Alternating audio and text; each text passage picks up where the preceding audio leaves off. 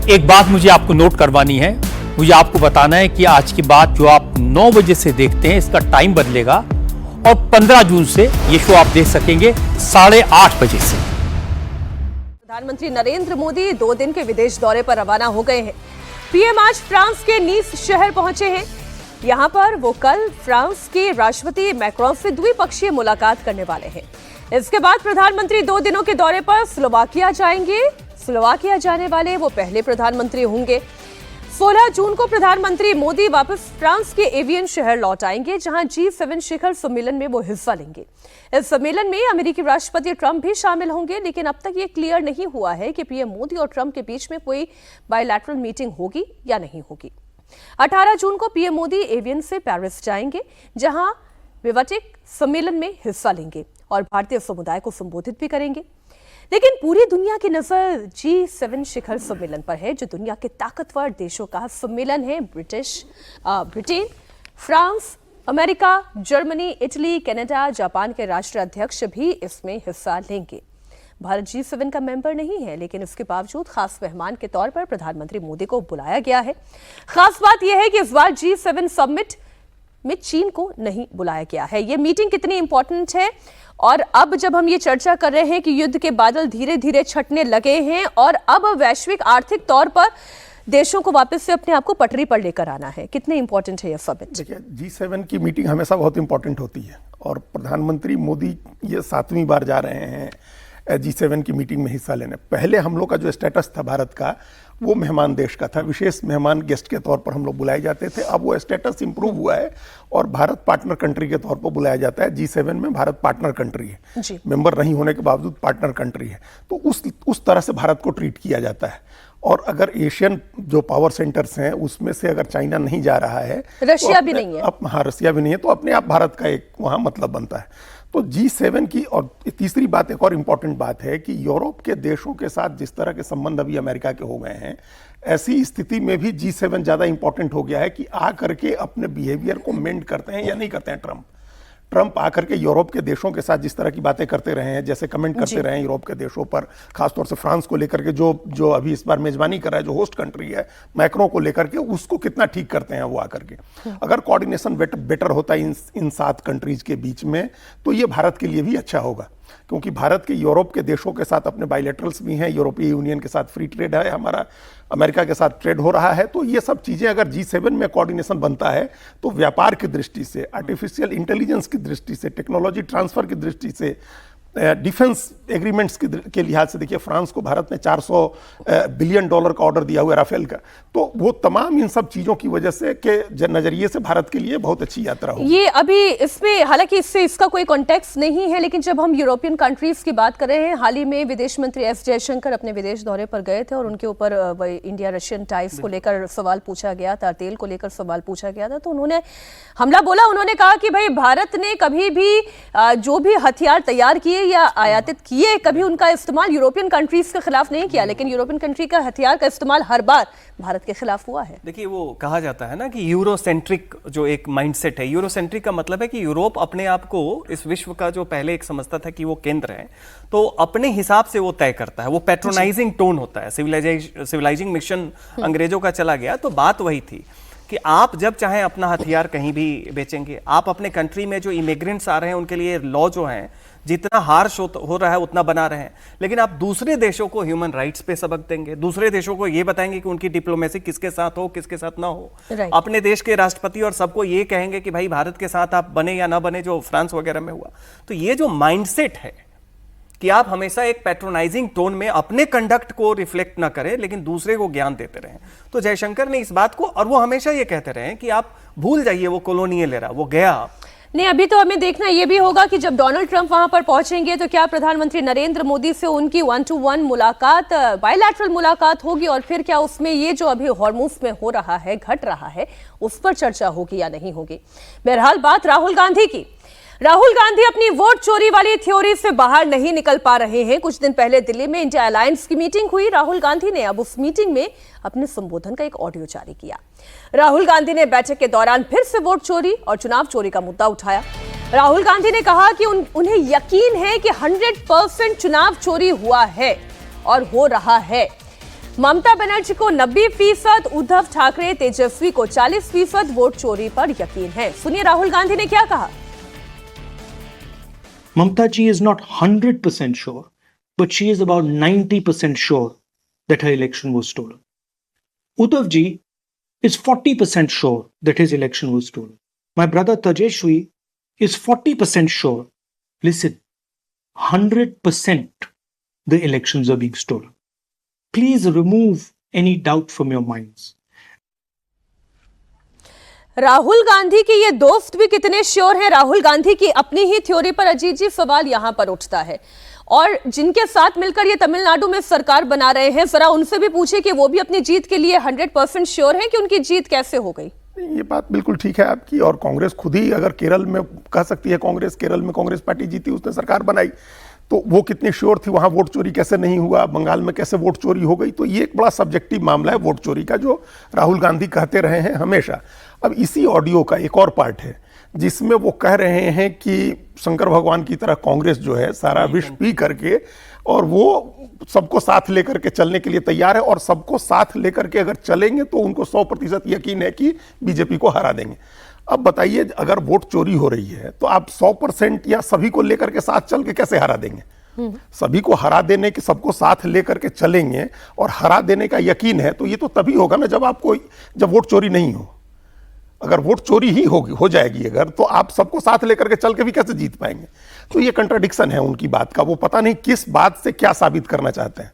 Vote चोरी की बात करके, 100% वोट चोरी की बात करके वो तो एक चुनाव नतीजों पर संदेह पैदा करने की कोशिश करते हैं, और दूसरे इसका भय दिखा करके वो सहयोगी पार्टियों को अपने साथ भी जोड़ना चाहते हैं। एक चर्चा चल तो रही है कि सचिन जी, इधर बिहार में हो जाए तेजस्वी यादव कांग्रेस, बंगाल में हो जाए ममता बनर्जी कांग्रेस, महाराष्ट्र में हो जाए शरद पवार सुप्रिया सुले कांग्रेस, दक्षिण में हो जाए स्टालिन कांग्रेस, वाईएसआर कांग्रेस। तो इस तरीके से धीरे धीरे करके सभी कांग्रेस के हिस्से बन जाए, लेकिन श्योर अगर कोई है ही नहीं, सहमति आपके साथ 100% है ही नहीं, तो ये तस्वीर भी कैसे होगी। नहीं, देखिए, उमर अब्दुल्ला ने जब जम्मू कश्मीर का चुनाव हुआ और उसमें जब जीते एनसीपी, कांग्रेस बहुत बुरा प्रदर्शन की थी, तो उन्होंने खुल के कहा कि ये वोट चोरी क्या है भाई। आप जब उन्होंने कहा कि आप जहां पे जीतते हैं फिर वो क्या होता है, हिमाचल क्या था, और बाकी विरोधी पार्टियों के लिए पंजाब और दिल्ली में जब तक आम आदमी पार्टी जीती थी वो क्या था। ये एक आलसपना है कि आप रिफ्लेक्ट नहीं करना चाह रहे हैं, और एक ब्लेम आपने पहले आपने ईवीएम टेम्परिंग को किया, 2022 के बाद ईवीएम गायब हो गया, उसके बाद धीरे धीरे ये वोट चोरी वाला मामला आया, अब देखिएगा वोट चोरी भी गायब हो जाएगी, अब एक सीट चोरी आ गई है। तो हर बार आप एक नया थियरी करते हैं और उसको एक एक्सक्यूज के तौर पे इजी वे आउट लेके, साहब हम नहीं हारे, हमें हराया जा रहा है, आप इस मुगालते में हैं। उसके बाद आप ये भी देखें कि ये जो प्रक्रिया है, ये जितनी भी जगह है, दो समस्याएं हैं। एक, भारतीय लोकतांत्रिक प्रणाली में डेमोक्रेसी पे ये संदेह पैदा करता है, तो ये धीरे धीरे अंतर्राष्ट्रीय जगत में भारत के लेजिटिमेसी पे प्रश्न पैदा हो रहा है। तो ये बहुत ही खतरनाक चीज है, कोई हल्की वाली चीज नहीं है कि कांग्रेस अपना पल्ला झाड़ रही है जिम्मेदारी लेने से। दूसरी बात देखिए, कांग्रेस की नीति क्या है, आप क्या चाहते हैं। आपकी नीति वही है कि गईयों हूं बछड़ों हूं, कि आप चाह रहे हैं कि सारे क्षेत्रीय दल जो हैं वो आपके साथ मिलके जो ये कह रहे हैं कि हम नीलकंठ बनेंगे, बीजेपी को हरा दें, फिर वहां वोट चोरी का मसला नहीं है, आपको भरोसा है। लेकिन साथ ही जब ये क्षेत्रीय दल जब बीजेपी से चुनाव हारते हैं, वहां भी आपको बहुत खुशी होती है कि फिर वही हो जाएगी, सब लोग कांग्रेस में वापस और समाहित हो। तब तो उत्तर प्रदेश में वो अखिलेश यादव की हार को भी अभी देख रहे होंगे। करेंगे ना, क्योंकि उन्हें लगता है दलित मुस्लिम जो ये हैं, ये कांग्रेस के वोटर हुआ करते थे, हर जगह क्षेत्रीय दल जो हैं, कांग्रेस वाले मानते हैं कि तो हमारे वोटर थे साहब। बात यह है कि आजादी के वक्त तो गांधी जी के नेतृत्व में जब देश आजाद हुआ और सब कुछ हुआ, तो कांग्रेस के साथ तो समस्त जनाधार था। ठीक है, अब उसको अपना मानना और अभी तक उसको एक लेमेंट करना कि हमारा वोट हुआ करता था। सवाल है कि पीढ़ियां बदल गई, सब बदल गई, अभी भी ये क्षेत्रीय दलों को ये मानते हैं कि हमारे हिस्से का बैंक बैलेंस लेके बैठे हुए हैं, किसी तरह मूलधन लौट जाए हमारी तरफ। तो उनका साथ भी चाहते हैं और उनका विनाश भी चाहते हैं। ऐसे तो कैसे चलेंगे साथ में, इंडिया अलायंस, इंडिया ब्लॉक कैसे चलेगा साथ में। इधर टेंशन उद्धव ठाकरे को भी है कि क्या उनकी पार्टी टूटने वाली है।